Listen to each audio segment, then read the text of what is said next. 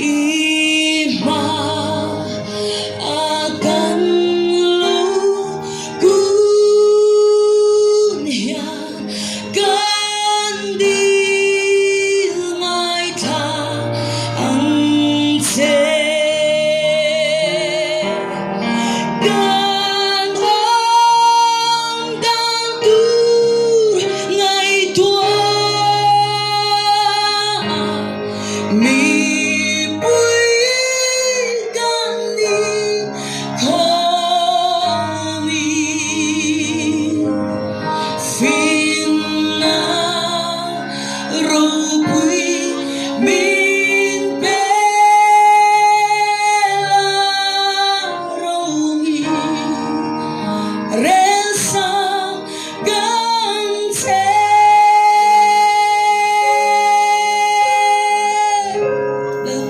kan ram hiang